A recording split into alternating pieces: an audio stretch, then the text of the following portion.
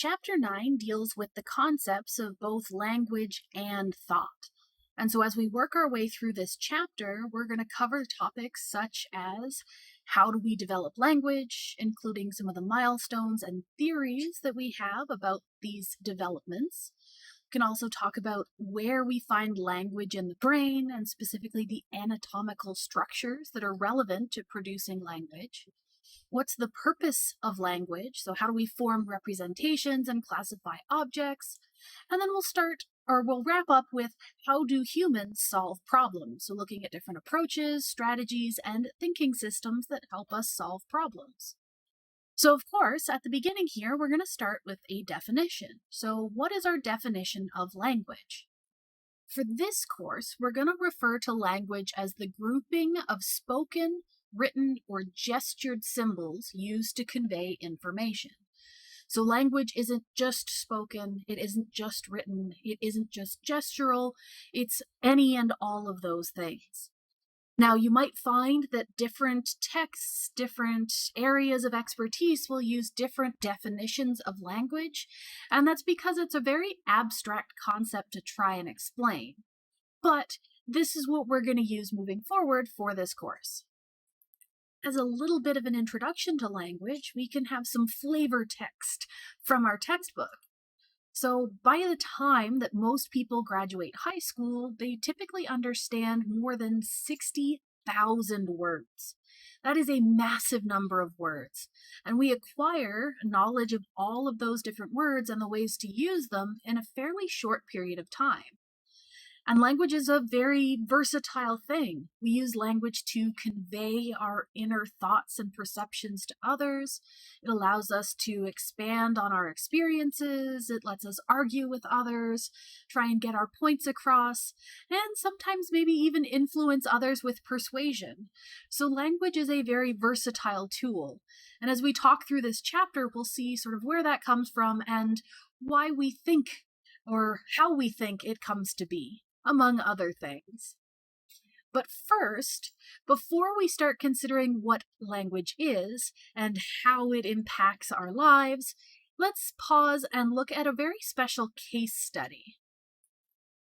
This case study deals with Koshik, who's a Korean elephant that's famous for his ability to quote-unquote speak up to 7 Korean words. Now, speak is in quotes here because, as we'll discuss in just a moment, his speaking is more imitating as opposed to generative speech, but that's why that's there. Now, within studies of language, there's sort of a clear, well, I guess it's a murky line as to what we can call language versus not language, and whether we can deem that other species are using a language or a proto-language or whatever we want to call it. And that is a debate that is far beyond the scope of this course.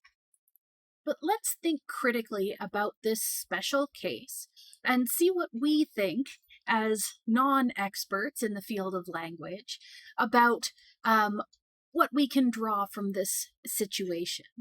So if you've already watched the video or read the section of the textbook where they talk about Koshik, then you don't have to watch this YouTube video at the bottom. You could also watch this YouTube video at the bottom. It's just a link to the same or a news story about this particular situation, just to give you an idea of what this elephant speaking sounds like, and a little bit of backstory.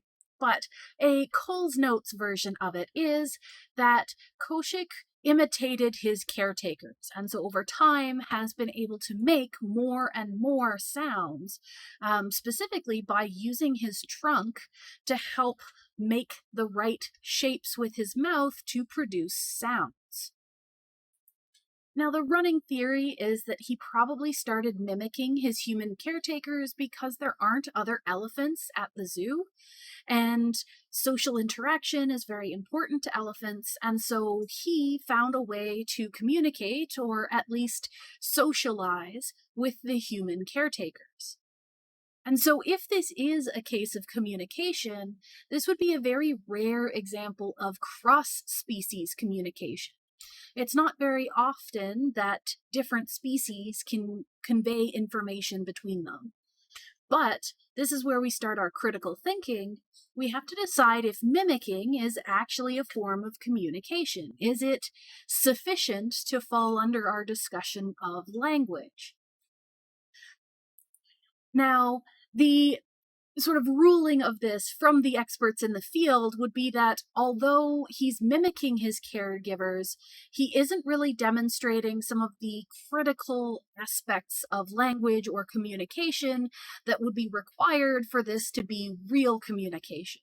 So by just mimicking, he isn't demonstrating productivity or the creation of new messages. So he's just saying things that he's heard before. He's not putting those words together in novel confirmations. He's not making new things or getting across new ideas. So kind of like some parrots will just repeat back what they've heard before without really understanding meaning. This would be categorized about the same way unless that we could show that Koshik is demonstrating a deeper association with the words that he's using and how he's using them. So if there was an experiment set up where he could assign meaning or show that there was some kind of meaning to those words, then we could talk again later. But for now, we're still at this stage of he can imitate, and it's very interesting that he can because this is almost unheard of. Parrots are one of the very few species that will imitate humans, but it doesn't quite reach that milestone, reach that threshold for this to be called real communication, for this to be considered language. So that's just a neat little thought exercise getting us to think critically before we get started here. Okay, so if we've talked about what isn't considered language, what is considered language? So we have our definition that language is a grouping of spoken, written, or gestured symbols that are used to convey information. What are some of the properties of language? And there are four main ones that we tend to focus on. So we'll specify that language is symbolic, meaning that people use spoken sounds and written words to represent different objects, actions, events, and ideas, but it's symbolic because those sounds and words have no sort of reason to be tied to the things that they represent. So the word dog doesn't look like a dog, but when we say that word or see it written, we understand the meaning behind it. So that's what we mean by symbolic. We might also describe language as being semantic or having meaning. So the words have meaning to them. We can relate them to concepts. We can say that language is generative, meaning that there are a limited number of symbols that can be combined, but in combining them, we can sort of generate or build an infinite number of ways of communicating all sorts of novel messages. So even though we're limited based on the number of sounds we can make, or the number of letters that we have, or the number of gestures we can do, we can combine them together to effectively create infinite amounts of messages. The last of the properties of language is that it is structured. So there are rules that govern the arrangement of words into different phrases and sentences. So let's actually continue with that thought and look at the basic structure of language. So within this structure of language, there's a hierarchy. Basic sounds are combined into units that have meaning, and those units with meaning are combined into words. Those words are combined into phrases, and phrases are combined into sentences. So they build and build and build and get larger and larger. But if we start at the smallest of these units, we can talk about phonemes. And these are the smallest units of speech. So these are sort of individual sounds that can be produced. And across all languages, there's an estimated 100 possible phonemes that can be made. In English, we use about 40 of them. Typical languages use somewhere between 20 and 80. So there's quite a variety in the number of phonemes used by each language.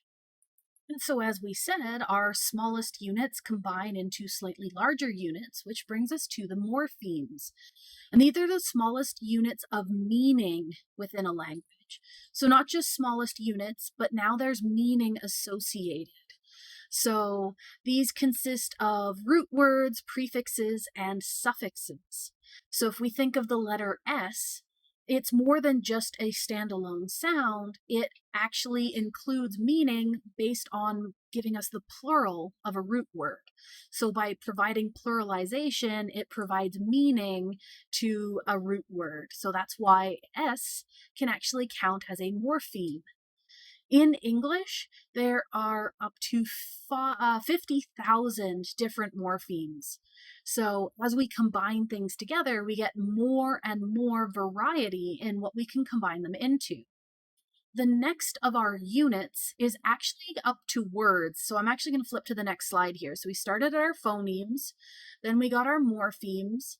Now we're into words. And so words are words. We should know the definition for words. And for words, or relating to words, we want to take note of the term semantics. And this is when we look at the meaning of words and word combinations. So learning semantics involves learning the variety of objects and actions to which the words refer. So when we talked about the example of the written word dog relating to a physical dog, that would be its semantics. The semantics of that word, dog, are the meaning, dog. And our next thing up from that, so from words, we go to phrases. So putting words together into phrases, and then we can put phrases together into sentences. So this is our whole structure of language. But we can also talk about syntax, which is the system of rules that we use for arranging our words into sentences. And different languages will have different rules for their syntax. So do they put verb or subject first in a sentence? That will depend on which language we're looking at. And then one more thing we might want to talk about is grammar, which are sort of related to syntax, but this is sort of a larger concept. So grammar is the systematic rules of a language. So grammar includes the words, the tenses of those words, as well as the syntax, the combining of those words into an ordered sentence. So grammar is the more overarching principle there.